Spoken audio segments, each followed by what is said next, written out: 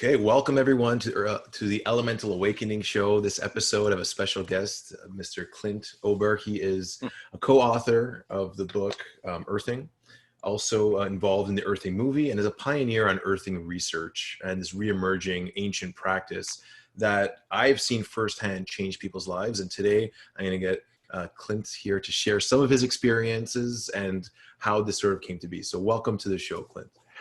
Thank you, Giovanni. I really appreciate the opportunity to come and share this with you and your followers. Awesome. It's great. So I always love to start off with just a little bit of the backstory, a little bit of who is Clint and how did you stumble across, no pun intended, earthing and grounding? Okay. All right. Well, I was raised in Montana and grew up kind of as a cowboy. That's a boy who sits on a horse and just watches cows to make sure they're all happy and healthy. And if they're not, then you take them out, put them in a pen and go ride the pasture and find out what's wrong with them. Because it's usually if a cow gets sick, there's something in the pasture that made him sick. So you go try to identify that before the herd gets contaminated or whatever. And usually it's new noxious weeds, or grass is too short, the water's too alkaline, dead animal upstream. There's something out there that caused the problem. So the concept is if you keep the pasture clean and pristine, then you're going to have happy, healthy cows and you can make a living. If you don't, you have to call the vet, give them the keys to the bank and the vet and say, we're out of here. You guys own it from here. And so I have that earthy background. And I grew up a lot, Native American were very close to them when I was very young, and they were my best friends growing up. And so I have that connectedness, how everything is all one. It's the spider web concept that if you affect one thing, you affect everything. And so it's kind of again, it's nature, just pure nature. And so there's this, and what I learned from them is they live in a different space than we do. They don't look at things the way we do. Back then anyway, I'm 76 going on. So this is a long time back. So you're middle age now, you get another 75 to go or something. There you go. That, right? There you go. I'm with you. But anyhow, they are very, when I ran into the New Age people back in the almost 60s, 70s back in there. And I said, well, this isn't new. The Indians have been doing this forever. You guys just have a new twist on it. And but anyhow, they have this connectedness and this, you are a part of everything and everything is a part of you. And there's no, there's a synergy amongst all life and everything, and it all flows and moves together. And when you adversely affect here, then you're going to have, you get the concept there. Yeah. But anyhow, so I have that background. And then in the early or middle 60s, cable TV, they were just beginning to develop cable television systems. And back then they were called community antenna television. Put an antenna up on the mountain, run a wire down the hill so that people down in the valley could get a TV signal. Usually there was only one, sometimes two. And I got involved in that, and something really intrigued me about it. But as I got more involved with it, I really fell in love with the concept of, because eventually we were able to put up microwave signals between towns, and we could pass TV signals back and forth between towns in different states, different cities. And I looked at it once I understood what the potential of it. I said, well, this is the future, because everybody gets to see the world they live in more. If you eventually, we got Ted Turner, and we got the Atlanta and the Braves, and then we got LA and Chicago, and all of a sudden here you are in a little town in Montana, and you get these big cities, and so you heaven and hell on earth. You see it all, and then but it helps you understand who you are and how you fit into this, and it's rather than just a handful of local politicians and powers that be, monopolizing the local TV and newspapers. So anyhow, so I fell in love with television, and so I spent 30 years helping to develop that industry. And we, you know, and in that industry, in order to have good signals as it developed, you have to ground everything to the earth. You know, the metal, the cables are all shielded cables, and you have to ground them because they're up in the air and there's wind and it'll create static charges. There's noise from environmental electric fields and radios and you know, RF and all that kind of stuff. So it's kind of a very sophisticated, it's kind of an art, but it's a very sophisticated thing in order to get you good clean signals on your TV or good data to your PC or whatever, and audio and voices. You have to have a good, clean, stable internal electrical environment. Everything has to be electrically clean. And you do that with grounding to a large degree and shielding. So, but I spent 30 years in that, and I retired when I was about 50. The reason I retired was because I ended up with a abscess in a tooth, went to a doctor, had a root canal, and a month later I was in the hospital having liver surgery because the abscess had gone into my liver and destroyed a good portion of my liver. Wow. So they cut me open, took it out. They had no idea how much of the liver they could cut out back in those days. But they took out, I think, 5/6 of the main lobe and then patched it up, threw it back in, and then over a period of 6 months, the liver grew back 100%. Wow. in size, not in the same form, but in size. And so I'm 75 with a 25-year-old liver, so I'm good to go. There you go. But I survived it, and it was it was kind of a challenging situation. But as I survived that, I found out for the first time that I was mortal, that I could die, and I almost did die. And when I recovered from that, because I was preparing myself, this was it. And when I recovered from that, I felt horrible inside because I almost died. And the only thing I had done in my life was accumulate a mountain of possessions, fancy houses, one in Breckenridge, one in Evergreen, Colorado, cars, you name it. I had playing King of the Mountain, 49 years old, and I won. But I damn near died. And it's like most men when they hit 50, we're all playing King of the Mountain for some reason. I don't know why, but that's when you finally run into this health situation. You have health, and if you don't take care of it, it starts talking to you pretty seriously about 50. And that's what happened there. My immune system was compromised, and it wasn't able to fight the infection off, so it settled in my liver, and it almost took me out. But anyhow, the main thing was I became very dissatisfied with myself because I knew that life had to be about something more than just owning homes that would go away when you die, or art and all these wonderful things. And I just literally, I gave everything I owned away except for 2.5 suitcases of clothing, and I took some of the proceeds from whatever and bought a small RV, traveled around the nation for 4 years looking for something to do. But I wanted to do something. It wasn't about money.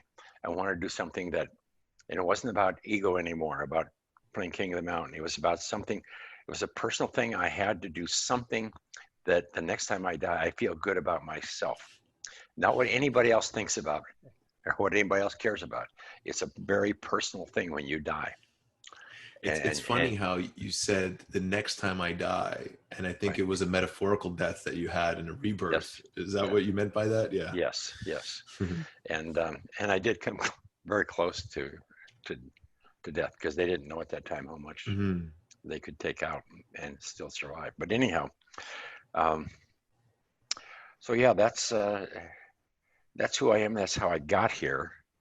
And during that 4-year stint in an RV, that's when I kind of went back to my childhood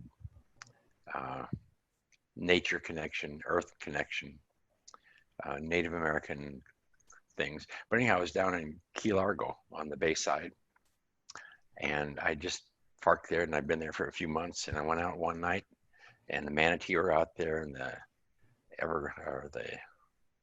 all the Everglades and all that was right Hmm. next to it. And the sun was going down, and all of a sudden there was this big energetic feeling that came over me, a very powerful feeling that I needed to go back west and do something. I needed to go home and get back to work. And so I went in the bus that night with a little RV, and I wrote down on a piece of paper, become an opposite charge, which means to me at that time meant go poke people, go stir them up, get them excited. And the second thing I wrote down was status quo is the enemy. And that is the beginning of this journey. Okay. So yeah, I can just go on or however you Yeah, want. yeah, yeah. No, I love it. I love it. Okay. Just a little bit, maybe if you can go a little deeper into like what that energetic charge was, because I think some people, I've had similar experiences. It's like Okay. an awakening, or it's just like this really powerful, like, insight. What would you say that? Can you Well, put any more meaning to it than a feeling? Is there anything that you can go yeah, deeper on? it was like the earth was talking to me, or it was like nature, or it was like the life force behind that runs through all of nature and us. There's that knowingness, and it's hard to put into words, but there's this powerful feeling of, um, you know, I don't know how to say it. It's a very personal thing, but it's a very powerful thing, but it's a guiding thing that says, okay, this is where you're supposed to be going, but it's not clear. It's just time to move. And were And you like at any like in a meditating? You were just out in nature, just sitting out in nature, relaxing, and just all of a sudden this sort of like, well, hey, Clint. I mean, the RV was parked within 4 feet of the bay.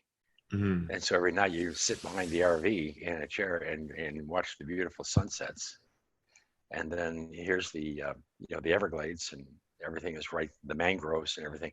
So the only thing that changes, I mean, it's so beautiful and everything. The only thing that changes is the seasons that the no-see-ums change. Sometimes they get smaller, sometimes they get bigger.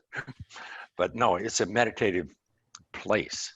That's Mhm. why I stopped there. I said, there's something here. It's earth. It's very earthy. It's very, And you are there's some, one with it, one with yeah. it. And there's Yeah. something about nature. I tell people if you have trouble meditating, sitting down, closing your eyes, just being in nature and being quiet No, is that's a all you have to do. Yeah. meditation on its own, and things will come through. Right. So what happened next? So you get this feeling, you're not sure what it means, but it's just a strong sense of So, go back home. so There's I something headed, there. yeah, I headed back to, I had a daughter in Nashville, so I stopped up to see her for the holidays, and had another daughter in Fort Lauderdale, said goodbye to her. Then headed back to California. I went to San Diego, and for some, it didn't feel right in California at that time. So I went back to Tucson, not right, but I'm from Montana. So I thought, well, Flagstaff is similar to home. So I'll go up there, pine trees and snow and whatever. And on the way to Flagstaff that night late, I saw an RV parking sign, and it pointed to Sedona, Arizona. So I figured it was getting late. I'll just pull in there and sleep and go up in the morning. And I parked in a little RV park there next to Tlaquepaque across the from Oak Creek there. And I woke up in the morning, I looked up and saw all the red rocks and all the beauty. I said, this is like living in a national park. I'm not leaving here. So I spent a couple of years in Sedona. And again, uh, I didn't know, I didn't do anything on purpose. Everything just kind of showed up. But anyhow, Intuitively, just yeah, and following the flow of life at this yeah. point. You just And in Sedona, they have a lot of art galleries, beautiful art. And you go into the galleries back then, and you had to have a baseball cap because they had so many lights on the art, you couldn't see it, or it was blinding. So one time the landing gallery in Sedona was doing an exhibit on some famous painter, and had a dozen paintings they were going to display. And I knew the artist, and I begged to the gallery. I said, "Would you please let me come in and light this exhibit for you?" Because when I was a kid, I did a little bit of stage lighting, and the secret is not being able to see the source of the light, mm, and to bring up the painting in a more natural setting. So after a couple, 3 weeks, her husband kind of finally conceded that it'd probably be a good idea.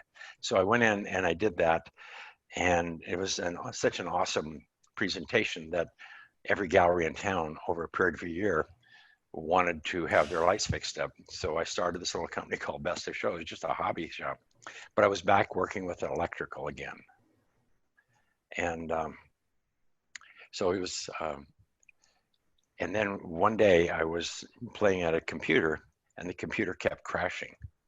And I knew about grounding, and I knew the computer wasn't grounded.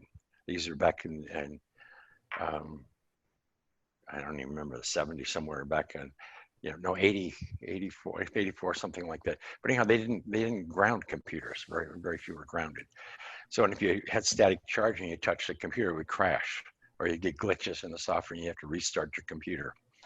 And I got tired of it, so I went and I put a piece of conductive tape across my desk, connected it to a wire, connected it to the ground, and would touch it before I touched my computer. That solved the problem. There you go.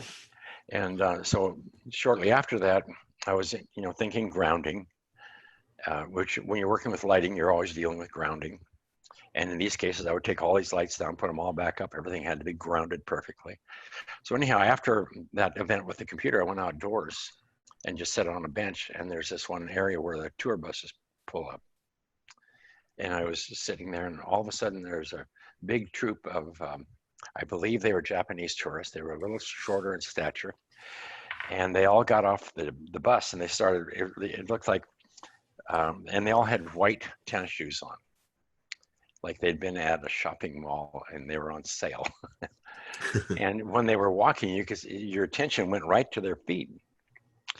And I looked, and intuitively I asked, and I looked up at a tree and I noticed a power line in the tree, and the tree was healthy, but anyhow, I just said, I wonder if there's a consequence, or if it's possible that humans, that we can be affected by not being naturally grounded.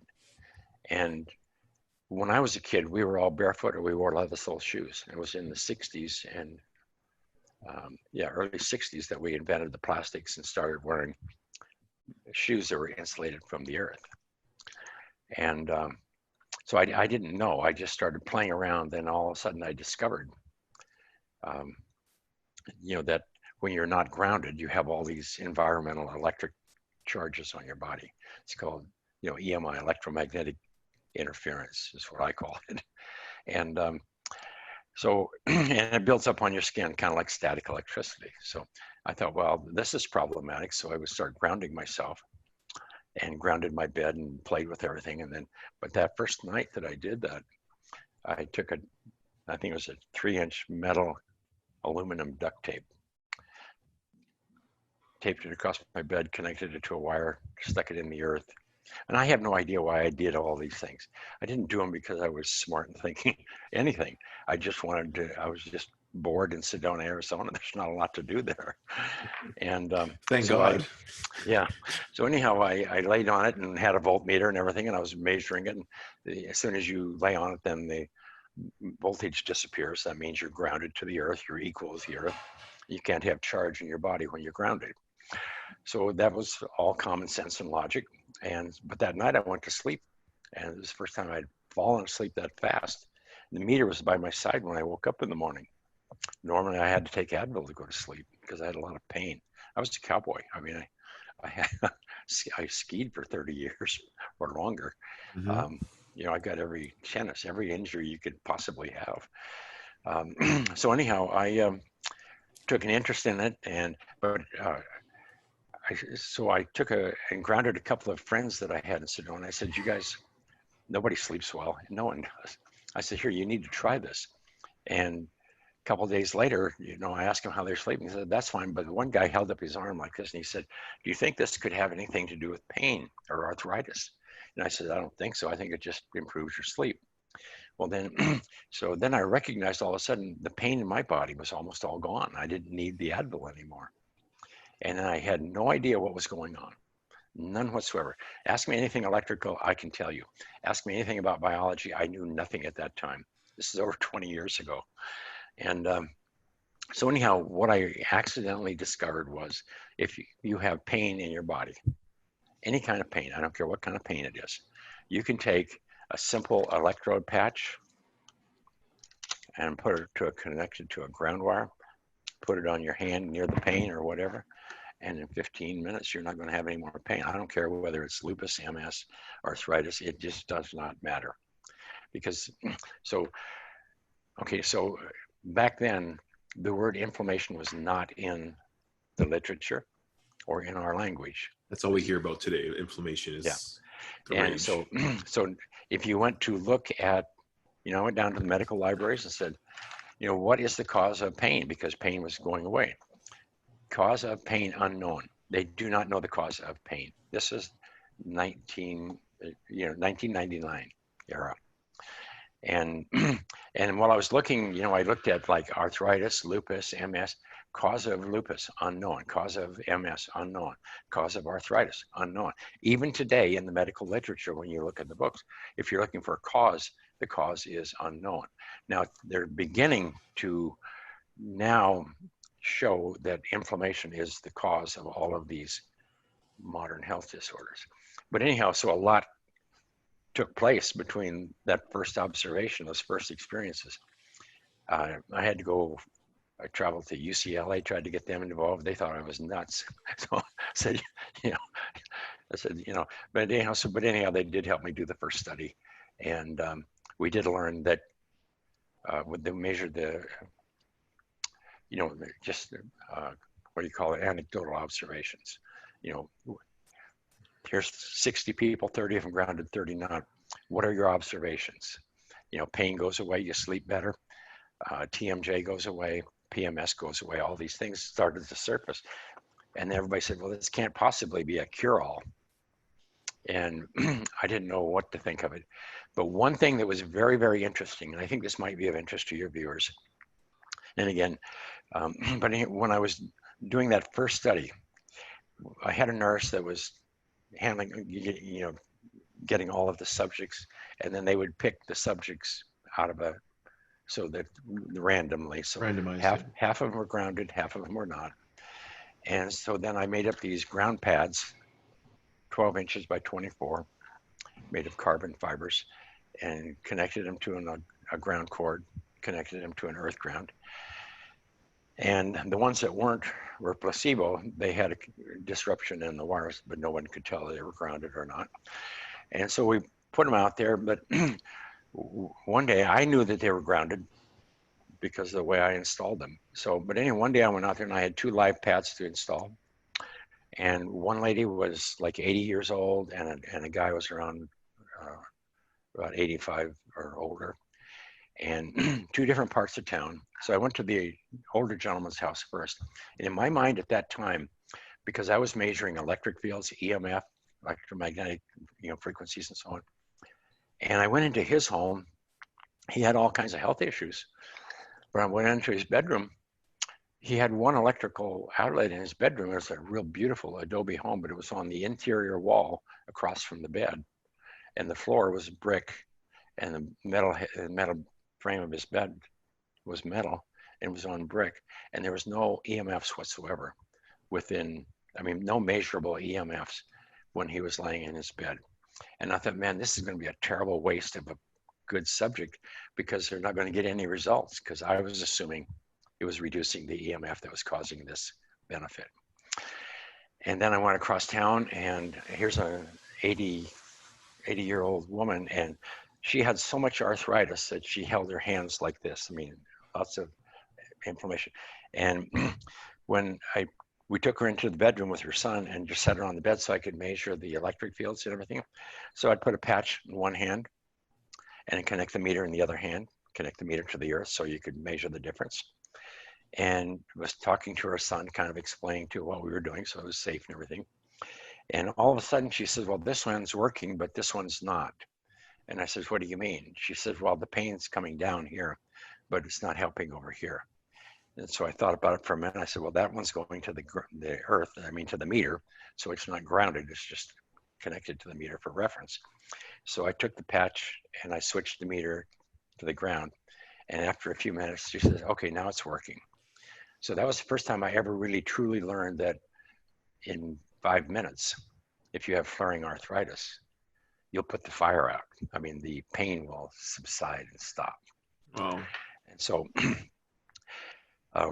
the thing that was of interest there was a month or so later when they went and collected the data and brought it back, And I was noticing these two subjects by accident one day, and they both had the same results. The lady who had the severe arthritis, the EMF in her home was around 20 volts of, 60 hertz charge on her body, plus static electricity and everything else. The guy had none. And I said, there's something wrong here. Because we kept the pads from each one of them. And so I said, let's get the pads out and check them to make sure that, but the pads were working. They were supposed to be working. And we said, there's something really wrong here, because how can he be getting these results with no EMF reduction? So then I started doing a lot of research, and I put capacitors in line. I would do the test over and over again. And what I found was, if you ground somebody and put a capacitor in, meaning you can reduce the electric field, but you're not letting electrons freely flow, that the pain won't go away.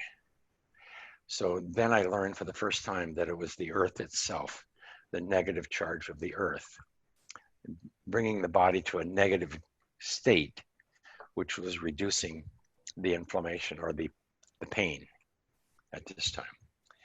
And that EMFs had nothing to do with reduction of pain or reduction of autoimmune disorder. So just what was the problem with the guy's bed? Because it was, how did you identify the problem? I missed that. Okay, well, if you go into a home, everybody's got lamps plugged in next to their bed, and then they have electrical wires running waist high at the height of the pillow in their bedroom. They have their bedroom up against the wall, pillows. They lay their head down, and behind their pillows, behind the wallboard, is a bundle of Romax. That's the wire going up and down to the outlets and the switches. And so your greatest exposure to EMF is when you are in bed with your head up against the wall, and then lamps on each side. Well, this guy had no lamps, and he had no wiring in the walls because it was an adobe wall. So it was like living in a cave. Gotcha. So anyhow, but I had assumed that EMF was the cause of a lot of these health problems.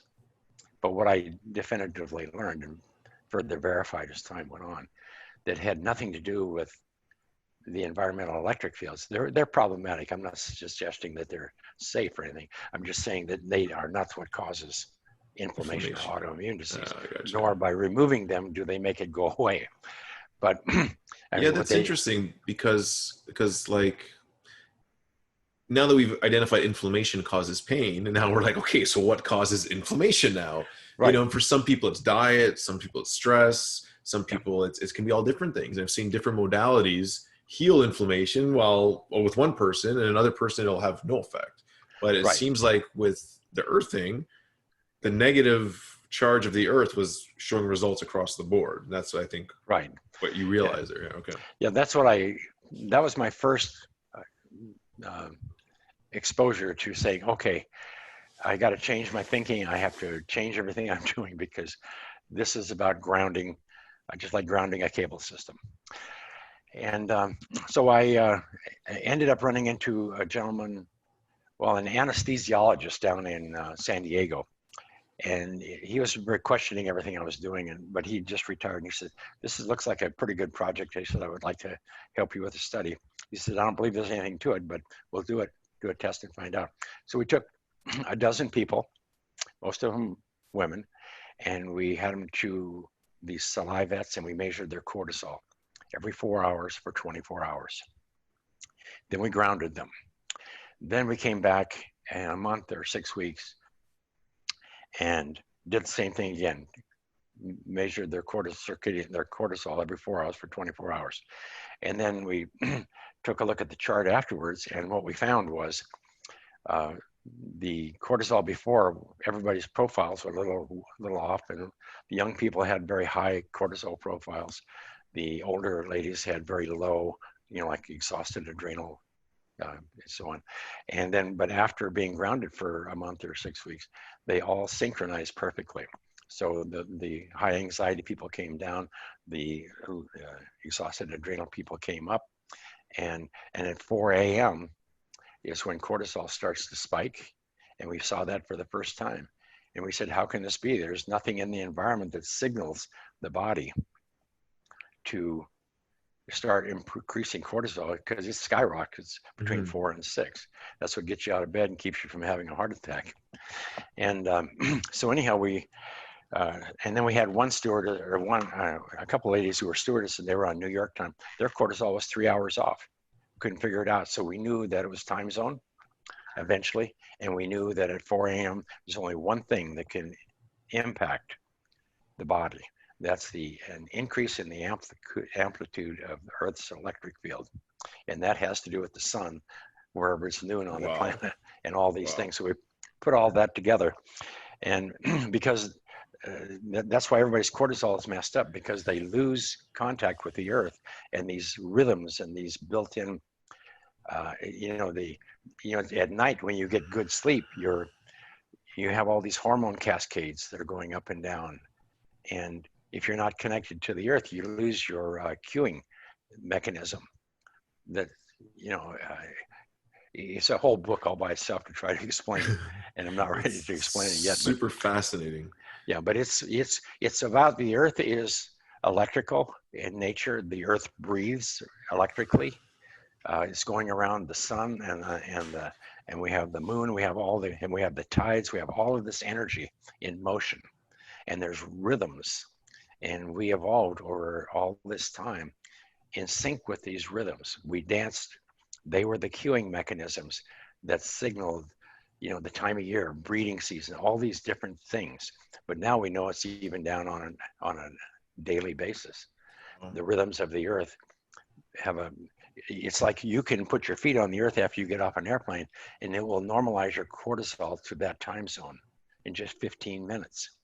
Where if you don't, then you have what you call jet lag. You feel like you have acid in your veins.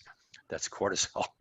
Well, it's interesting too. Like I hear a lot of people that are heavy into meditation also say that the best time to meditate is 4 a.m. And I guess that must be coinciding with the changes in the Earth. And I wonder if it probably makes a difference if you're also connected to the Earth when you're meditating at 4 a.m. versus just waking up at 4 a.m.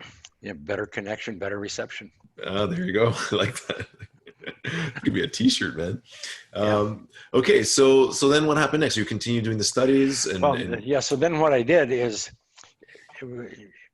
I ran into Dr. Steven Sinatra. He's a cardiologist from back east, and he was in San Diego at a show, and Dr. Ghali, who the anesthesiologist, he said, we need to go talk to this gentleman.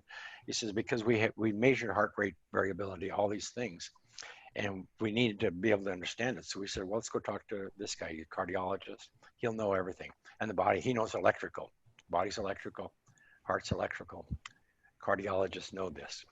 Regular doctors don't really know this, or they don't talk about it, or it's, So anyhow, we went over and sat down with Stephen, and this is about 201, somewhere in that time frame, and telling him that all we had to do was put a patch on people, pain would go away. And he said, we can't find any information on pain. We don't understand how any of this is working. And he says, well, Clint, he says, if pain is going away, you need to be studying inflammation, because you can't have pain unless you have inflammation.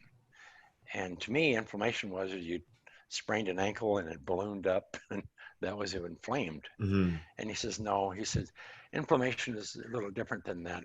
He said, but how did I don't remember exactly all of it, but anyhow, so he said, basically what happens is inflammation is a dysfunction of the immune system.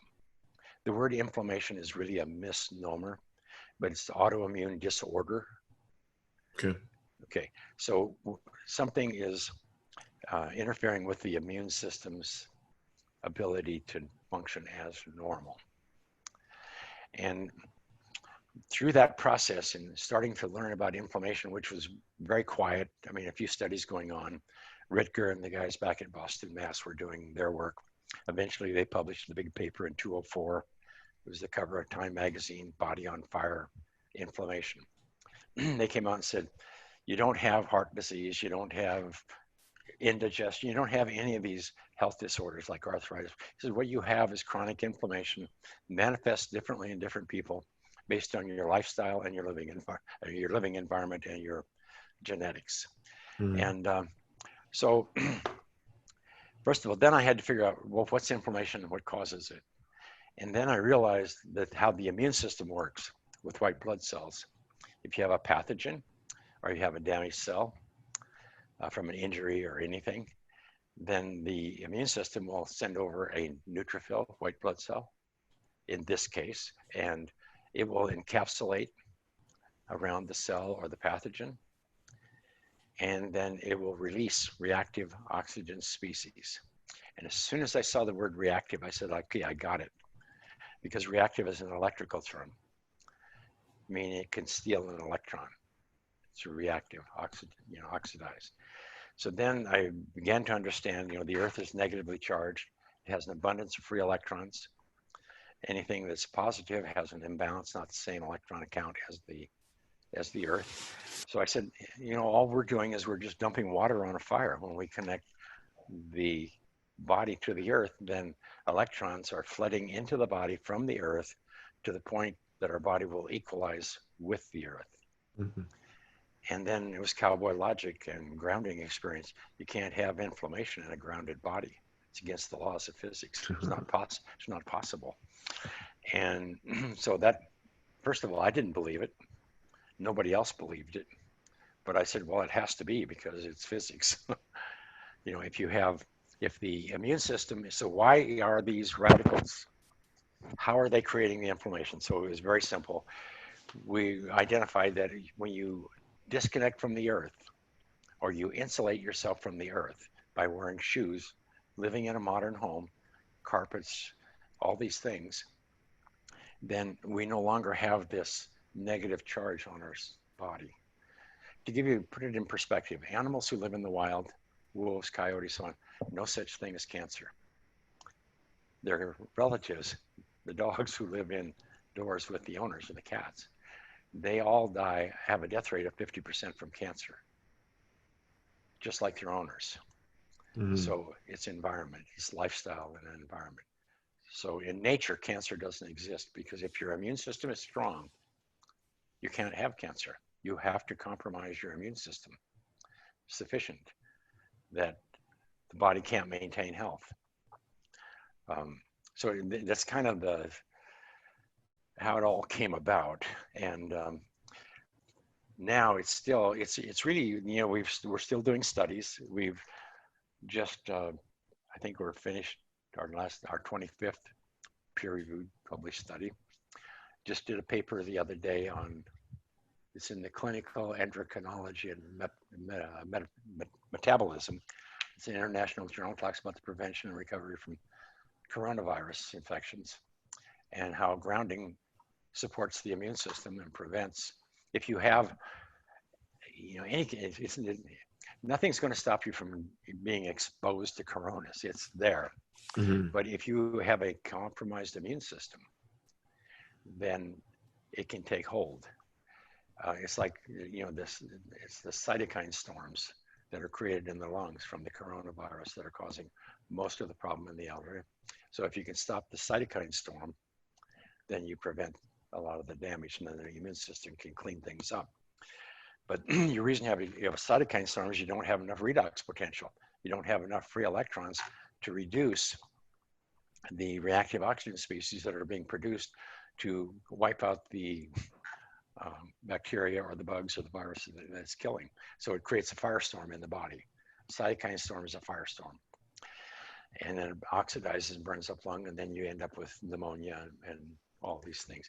But it doesn't matter whether I'm talking about coronavirus or a cold or a flu or pneumonia or anything else, any kind of a respiratory health disorder. They're all related to lack of negative charge. But anyhow, we've measured blood. The number one mechanism that we found was the cause. What we've identified as the cause of chronic inflammation.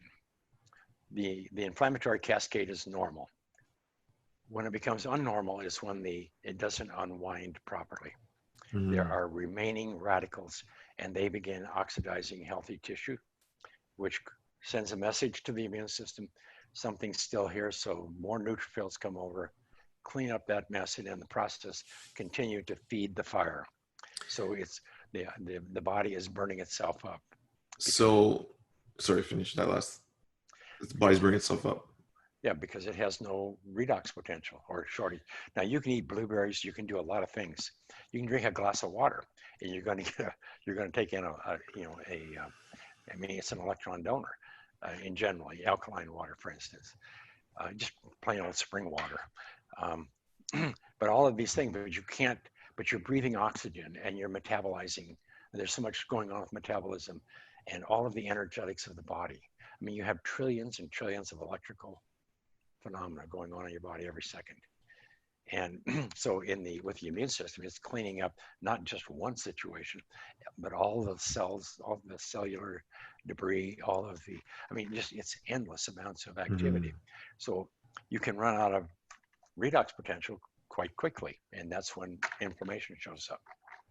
Very interesting. Yeah, for me, I guess this last year or last couple of years, the combination of reduced breathing and grounding is like been instrumental into like optimizing health, and both are literally free. You know, throw in some cold exposure and some hot saunas, and Absolutely. like other stuff that are not very expensive once you have it set up, and you can eliminate many of the problems or potential problems in the current modern lifestyle. And I guess from what you just said, it sounds like it's hard to stop the stressors in life, but if you can balance it out by being connected, it'll naturally sort of deal with these types of environmental stressors that enter our life. So how long in a day should someone be connected? And does it start building up if we're not releasing enough and we're taking on too many? Is that sort of how it works from a high level perspective? Well, you can't get grounded too much because in nature, you're grounded 24/7. It's a natural state. To be negatively charged is what allowed this body to get here, what allowed the immune system to operate the way it does. And then the immune system, and the innate immune system, it works with acid. I mean, that's archaic. I mean, that's just crude. But we were always grounded, so it had that liberty to use that resource. Today, it's like what I try. I mean, all grounding is good. Any amount of grounding is good. The more you can do, the better, because your immune system is working 24/7. Every breath of air, all the digestion, all of the hormone cascades, everything that's going on in your body. Your body is in recovery, during the sleep. What's it doing during recovery? It's repair and elimination and all these things. So you have this machinery here. I mean, this body is an electrical device. I mean, it's consciously electrical, but everything in the, it's all cells, depolarize, repolarize, taking in fluid or nutrition and taking out debris. That happens constantly. So the immune system is it's prolific. It's just taxed to the limit. So you want to be grounded as much as you possibly can. And if you can't be grounded much, then the best thing to do is, what I recommend is start out doing at least a half hour a day, twice a day if you can, just bare feet on the earth, nothing else. And then if you're older and your health is compromised, you start grounding yourself more. The most important thing that we discovered over the years was, I would like to tell everybody, get grounded shoes, get grounded carpets, do this. We have to rip up our houses. We have to do all this stuff. But the simplest thing we can do is to ground ourselves during sleep, because that's when the body restores and recovers. And it needs to reduce any inflammation in your body. And because it creates inflammation in your body, just cleaning the body up at night. But anyhow, so the main thing is, if you have MS, lupus, something that is, your health is very compromised, cancer, whatever, you need to get grounded and stay grounded 24/7 until your body recovers, until your immune system, because the body is a self-healing mechanism. The immune system only knows to do one thing: return the body to normal. If you do not have health, if there is something going on, that your health is compromised, then something's interfering with your immune system's ability to maintain health, because it does a perfect job at it. Look at the animal world. Yeah, So and I like to just mention too, it's like a lot of people say, "Oh, I feel fine now. I'll worry about that later when I need it." But I think what happens is this accumulation of inflammation, stress, yeah, toxins. If you're not in balance, eventually you come to a breaking point. You don't want to wait till you get cancer to then say, "Hey, I should start." You know, yeah, it's better to be in flow and preventative upfront to maintain that balance throughout your yeah, entire life. yeah. I'm sure you've read Savalia, or what's his name? Can't remember the name this morning, but Salier, where he talks about stress. You know, the Mhm. body can take stress and it can recover, but it adapts to your stressful environment, and it adapts until it can no longer adapt, and Mhm. then health disorder shows up, and it takes you out eventually. Mhm. Um, but anyhow, so the main thing is ground as much as you can. But if your health is compromised, you don't have any option. You have to go. You have to eat raw live food. Food as close to nature as to its natural state as possible. There's nothing wrong with cooking food, but processed food, things like that. You can eat good, healthy, clean food for the same price you're eating garbage. Mhm. Just redo your money and redo your time a little bit. And it's very important because you're eating electrons, you're eating nutrition. Nutrition is electron, it's energy that you're eating. Mhm. And if you're eating dead food, then you lose that benefit. I mean, it's all systemic.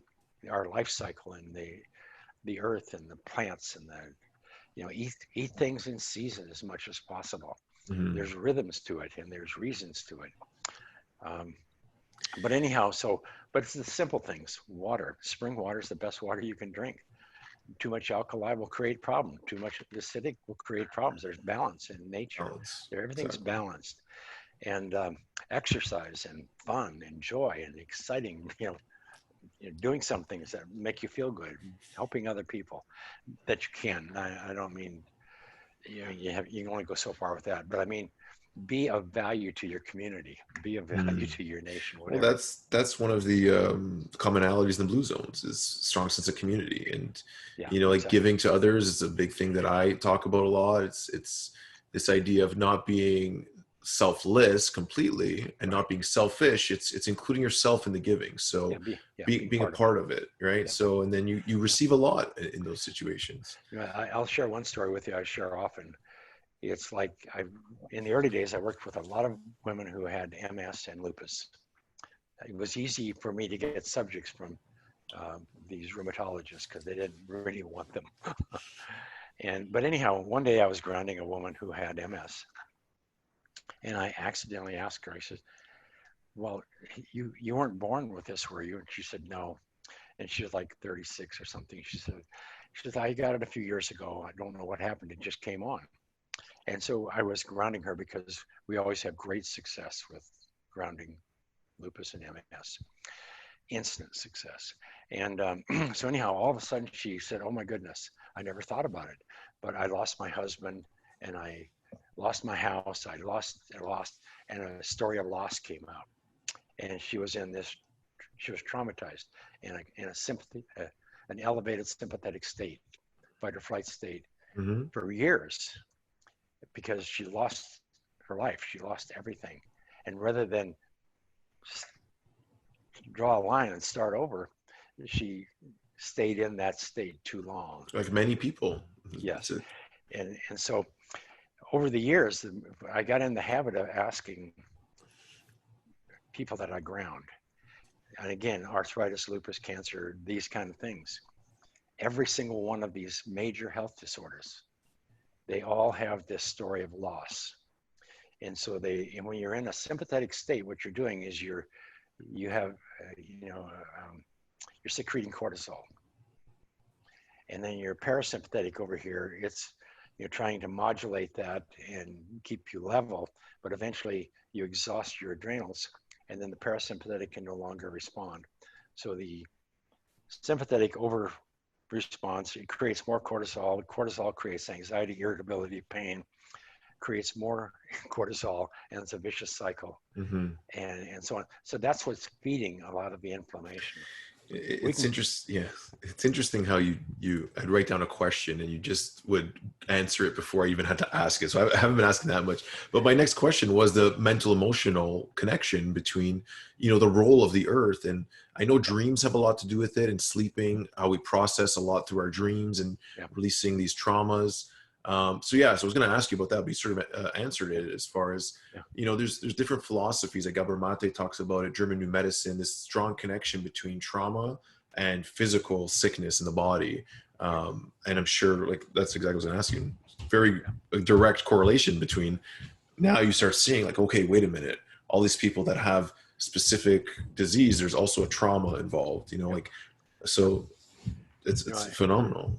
you may have heard this story somewhere, but when I was a kid up, in Montana, we would be watching the cows, and some years we'd have an infestation of jackrabbits, the big-eared, long-eared Yep. jackrabbits, and you'd be watching them, and so there's always coyotes around when there's lots of jackrabbits. The coyotes are always sneaking up on the jackrabbits. Jackrabbit senses them. The ears spike, cortisol skyrockets, coyote springs, jackrabbit jumps, and he runs back and forth sideways, zigzagging across the pasture. So you keep one eye on the coyote, and the coyote runs and runs and runs, and then all of a sudden the coyote stops, drops in his tracks. He's out of energy, exhausted. The rabbit will run just a little bit further, keep an eye on the coyote, and he'll sit there, and you can see him just shaking because his life has been threatened. And then after a few minutes, he has this great big shake like that. Then he goes back to eating grass like nothing ever happened. Mm-hmm. And so to me, now I know that basically he's grounding out the cortisol, grounding out the stress of the chase.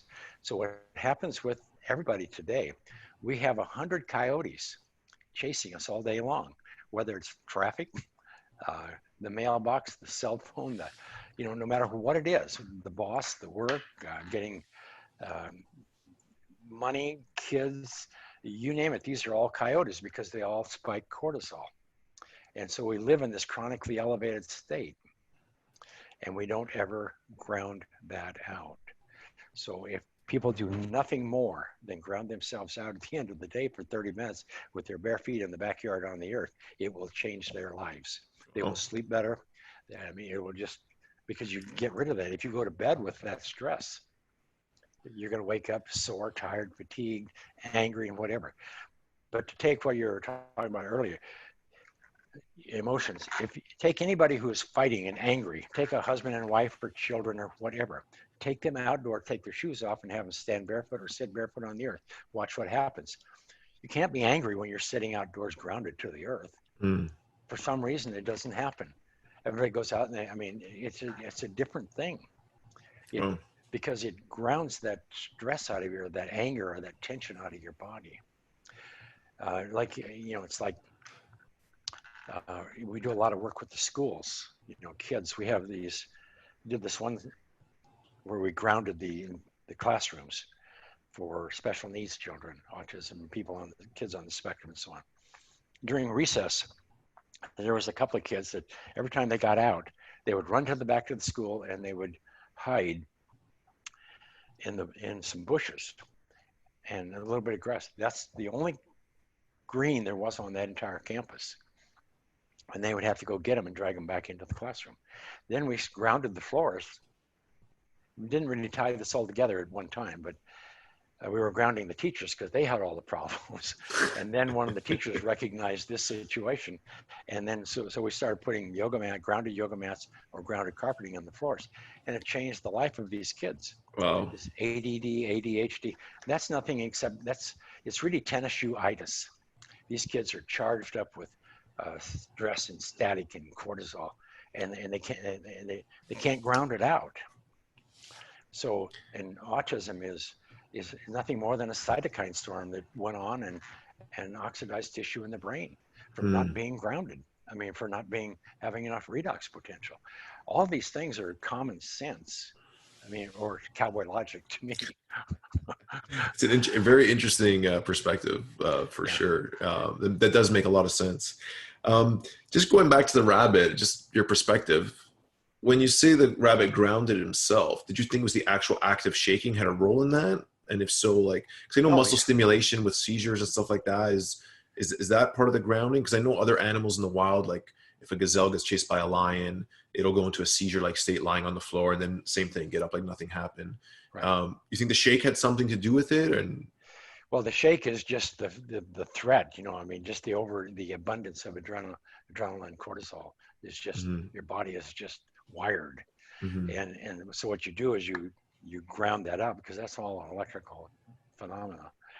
But I think I'm answering your question. Yeah, it's super interesting. No, just the whole shaking is as a therapy too is something that's it's gaining more popularity where Yeah. people hold on to this stress in the body and shaking actually releases it. But I'm thinking now like shaking also while you're barefoot on the ground would Yeah. be like They, twice as they, powerful. yeah. Yeah. It isn't the shaking, it's the grounding, Grounding, because interesting. the shaking stops once you get grounded, because the Mm, shaking is a result of the being charged up. interesting. Very cool. Yeah. Okay, well, listen, we're about the hour mark. I think Oh, you've okay. shared a Yeah. lot of amazing information that just flew by. That's when I know we're in a good flow. Is there anything that I didn't ask you that I should have that you think is important information to share? I also have a story I'll share first, just before of a guy that came into our clinic. We have a float studio in Toronto, and we have infrared saunas. And I had this guy, a good friend of mine, when we opened. His father was like chronic pain, chronic inflammation for like 20, 30 years. He was willing to try anything at this point, a Yep. couple surgeries. So here I am putting him in the cryo chamber. He'd get an hour or two of relief, putting him in the float tank, maybe 6, 7 hours. It would come back. He was getting frustrated. And I had these earthing bands. They're sitting in the front there.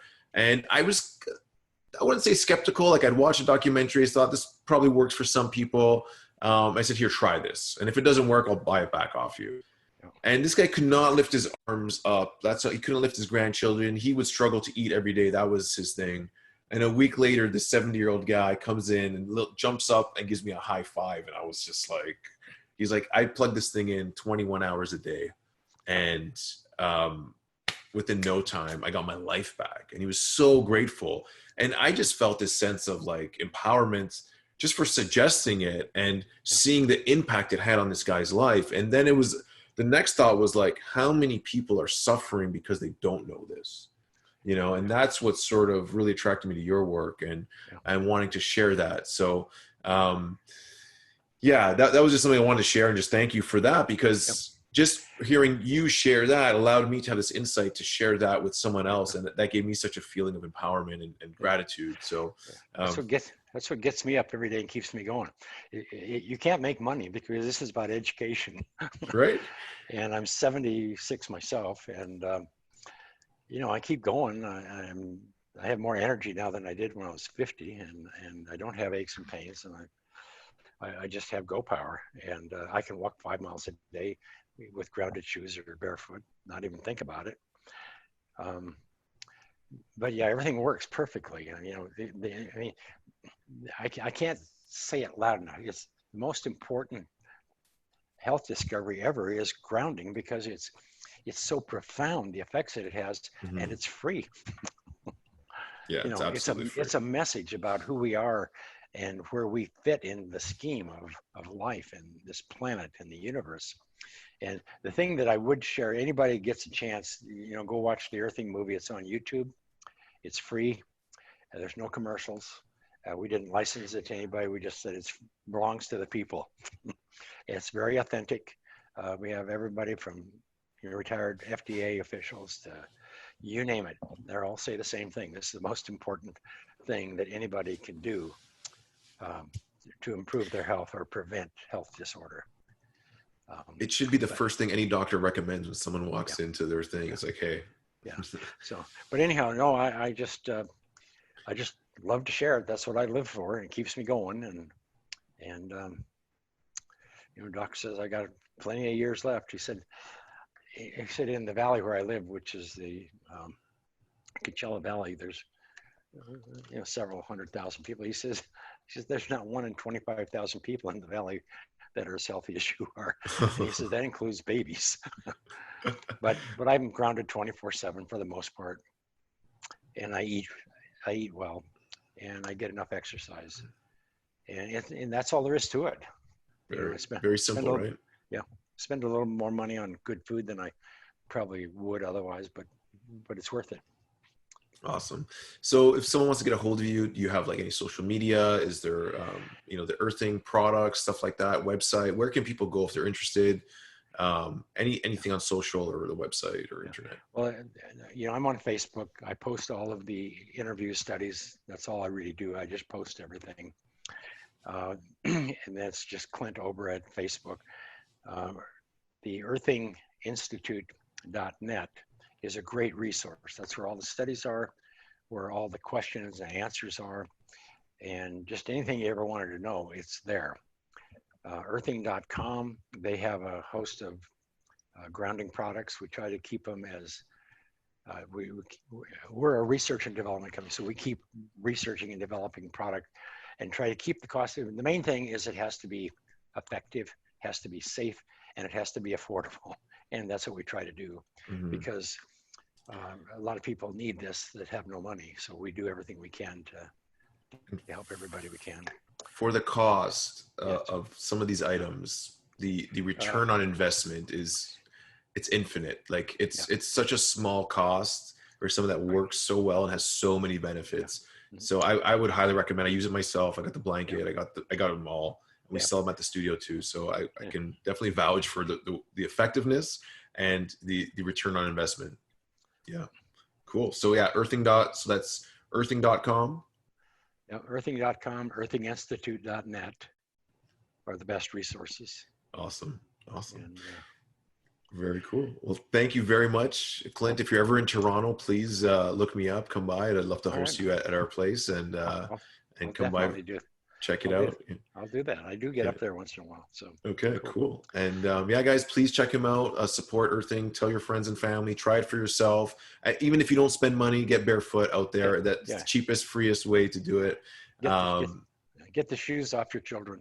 Get your shoes off your children. Don't be afraid of the earth. There's a lot of reasons why we feel scared, but the benefits outweigh any perceived, thing that you might pick up from being barefoot. So wear shoes on purpose. Otherwise, avoid them. Avoid them as much as possible. So again, big thank you guys. Thank you for all that tuned in. Thank you for all the likes, sharing, and following, and all the things that you do, comments. And another big thank you to Clint. Keep up the great work. Keep spreading the good news and the information and all the studies that you do. So much appreciation and love to you, brother. Thanks for having me. Namaste.